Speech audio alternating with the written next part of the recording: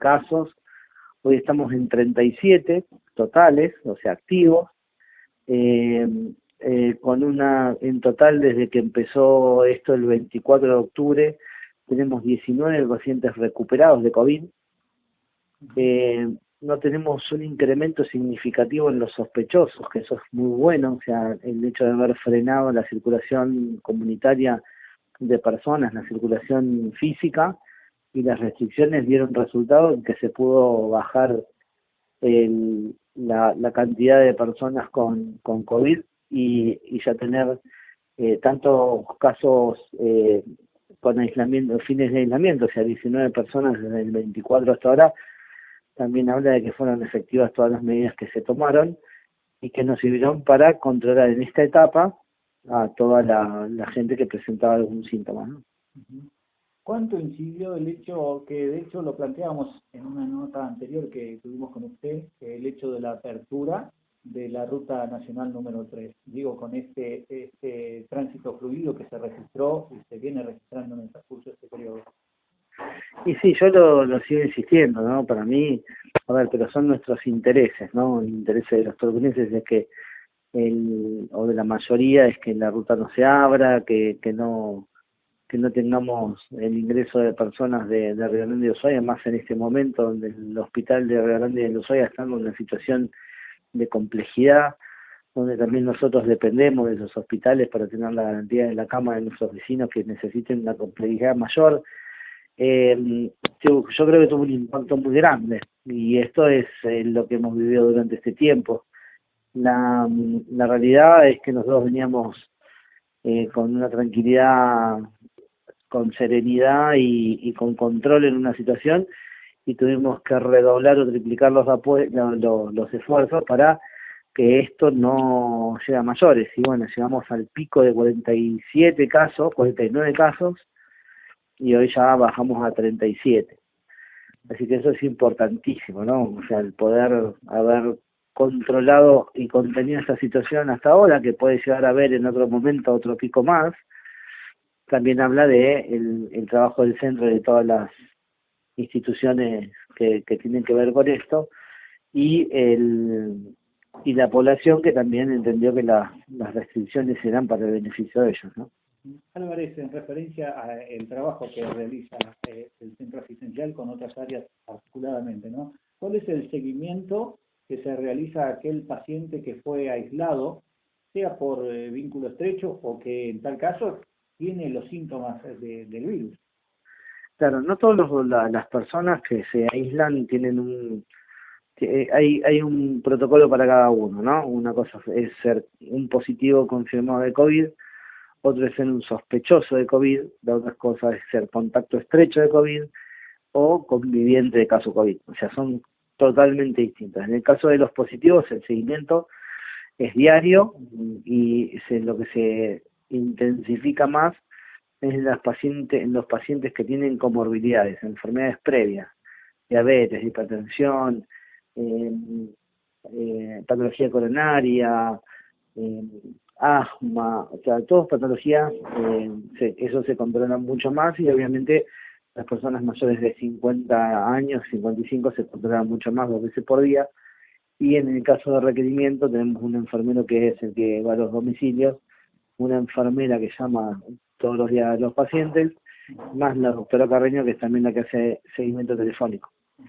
En el caso de los sospechosos, que son las personas que tienen síntomas, la primera intervención la hace la doctora Carreño y la hago yo.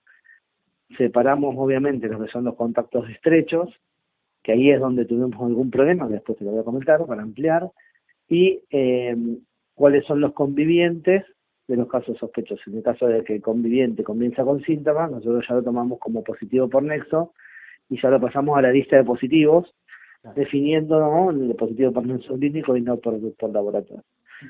En caso de los estrechos, tenemos el seguimiento todos los días por teléfono, los preguntamos si tienen síntomas, si hay alguna novedad, día por medio también se los puede llamar, y vamos teniendo un control. En el caso de que el estrecho también empiece con síntomas, ya ampliamos el aislamiento de ese grupo familiar y lo sumamos a la lista de los casos positivos en el caso de que tengan el COVID determinado por PCR.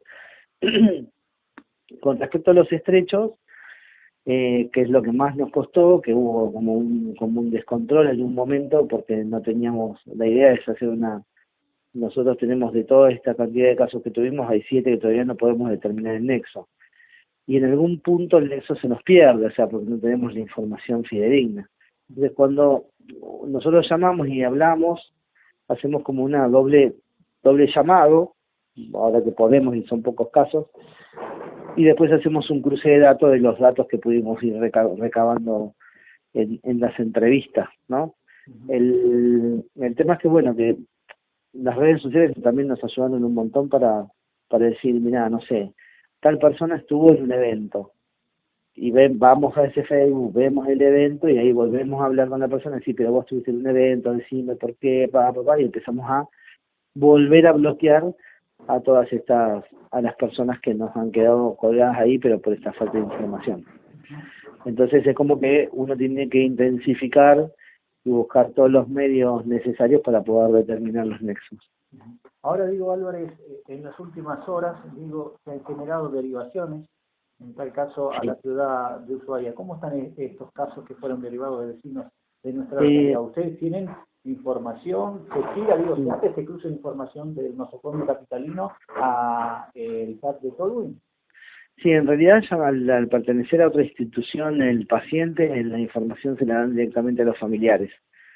Sé que hay uno de los vecinos que está en una situación delicada, muy complejo, en estado reservado, y hay otro que está en el Cochucho Vargas con aporte de oxígeno y con un estado más estable de salud. O sea, esto es información de los familiares, ¿no? O sea, ahí con los que seguimos teniendo contacto, obviamente.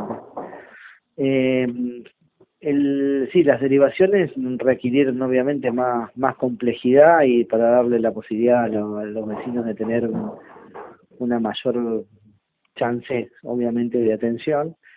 Nosotros también estamos ahora en breve ya poniendo en funcionamiento el centro acá en el hospital de campaña en el polideportivo para que estas situaciones, por ejemplo, pacientes que tienen comorbilidades, podamos tenerlos controlados y cerca del hospital. Son internaciones cortas de 2 o 3 días, para que nosotros podamos ir viendo también en minuto a minuto la evolución o involución de los casos clínicos, y poder tomar una determinación mucho más precoz y realizar técnicas para mejorar la ventilación, la alimentación, la hidratación, medicación, para que nosotros podamos también colaborar para que los pacientes no sean derivados solo por el deterioro, sino porque tienen una conducta clínica y un criterio médico para llevarlo.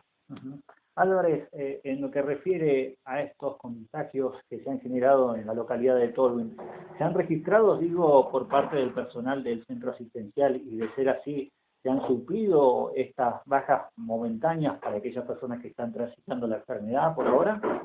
Sí, por supuesto. Nosotros obviamente somos parte de un conglomerado de los que se detectó.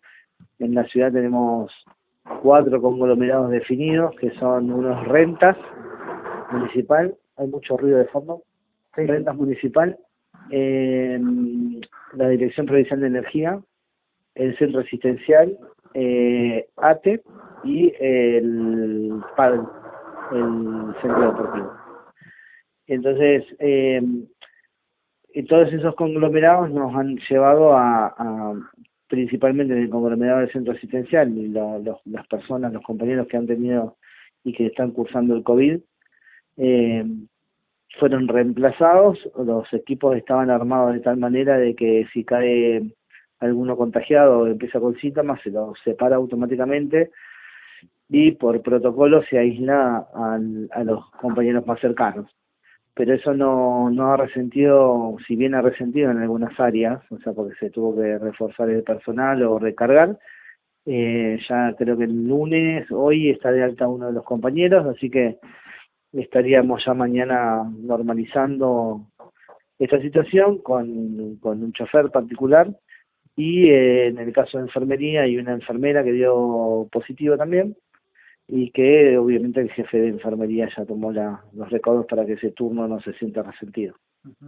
Álvarez, una de las consultas que nos llegaban, digo por una cuestión de la modalidad que ha implementado Tolwyn, que difiere de la ciudad de Ushuaia y de Río Grande, aquella persona que se traslada a la capital fueguina por diferentes situaciones, o sea, en lo particular por una cuestión de salud, al retornar a la ciudad de origen tiene que realizar el aislamiento obligatorio. ¿Cómo se hace en tal caso por aquellas personas que son personas esenciales que cumplen funciones dentro del centro asistencial?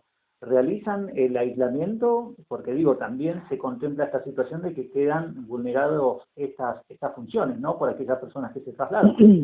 Sí, nosotros hemos tenido compañeros que se han ido a Ushuaia por razones de salud, porque venían teniendo con algún especialista, y se le hizo el aislamiento de manera preventiva igual como se le hace a cualquier persona, ¿no? El hecho de la esencialidad, en el caso de médicos y enfermeros, al séptimo día, o policías mismos, al séptimo día se realiza un hisopado, ¿sí? Una PCR, y se espera el resultado, y en el caso de ser negativa, se hace un protocolo de regreso al trabajo mucho más estricto que el protocolo de trabajo habitual. O sea, se duplica el control y se duplica todo lo que es el distanciamiento y el uso del barbijo N95 durante toda la permanencia, y ese permiso para trabajar no lo habilita para ir al supermercado, para deambular en la ciudad, o sea, solo lo permite para su esencialidad, que es lo que está determinado, ¿sí? Álvarez, en referencia a lo amplio del trabajo del centro asistencial, una de las últimas, y ya lo dejamos libre porque sabemos que está realizando sus funciones, va en base al tema de descentralizar el centro asistencial. Las otras especialidades, consultorios y demás, ¿se vienen desarrollando habitualmente con normalidad o también hay restricciones respecto a este tema?